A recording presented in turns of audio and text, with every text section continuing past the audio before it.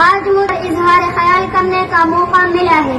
تعلیم و تربیت، انسان کی روحانی ترقی تعلیم و تربیت سے ہوتی ہے۔ جہاں ایک طرف تعلیم دنیا میں اپنے ضرورتیں پورے کرنے کا شعور دیتی ہے، وہی پیشوں سے جوڑنے کی راہ بھی کھلتی ہے۔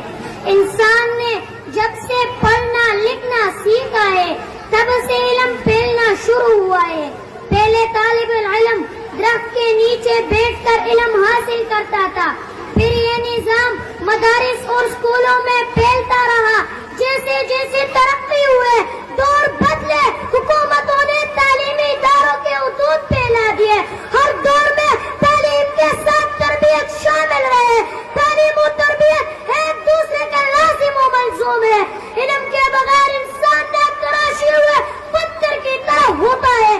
تعلیم سے سوچنے سمجھنے کی صلاحیت پیدا ہوتی ہے، حقیقتوں کی خبر ملتی ہے، احساس تازہ رہتی ہے، خود اعتمادی پرواز چلتی ہے، ذمہ داری سمجھ میں آتی ہے۔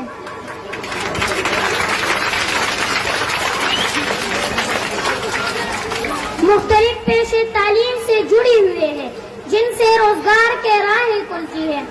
جناب صدر، اسی کے ساتھ تربیت اخلاق اور سلیقہ مندی سکھاتی ہے، جذبات پر قابو پانے کا شوق دیتی ہے۔ تعلیم و تربیت سے اعلیٰ نسل پروان چڑھتی ہے۔ ہم نے پڑھائی کا فن، گفتگو کا سلیقہ چھوٹے بڑوں کے ساتھ مناسب رویہ تربیت کے دین ہے۔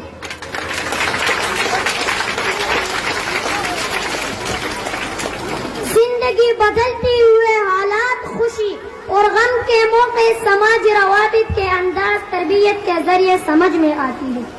جناب صدر، اگر تعلیم میں تربیت شامل نہ ہو تو ایسے انسان کے اندر غرور، تکبر اور مطلب پرستی جیسے بری عادتیں پیدا ہو جاتی ہے۔ وہ سماج سے فائدہ تو اٹھا لیتا ہے لیکن خود سماج کے لیے فائدہ مند نہیں رہتا۔ دوسری طرف اگر تربیت پر توجہ دی جائے اور تعلیم کو اہمیت نہ دی جائے تو ایسے تربیت طالب العلم کو کاج کا الو بنا کر چھوڑتے ہیں۔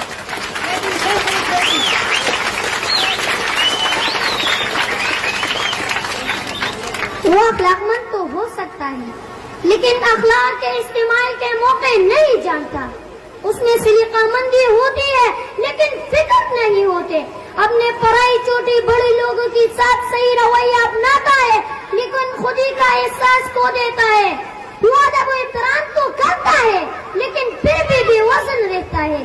اس لیے تعلیم تربیت کے رنگ میں رنگی ہو اور تربیت تعلیم کے اندر رچی بسی ہو، تبھی اس کائنات کا بہترین انسان ہی آگے جا سکتا ہے۔ میں اس شعر سے تقریر ختم کرنا چاہتی ہوں۔ افراد کے ہاتھوں میں ہے اقوام کی تقدیر، افراد کے ہاتھوں میں ہے اقوام کی تقدیر، ہر فرد ہے ملت کے مقدر کا ستارہ۔ والسلام۔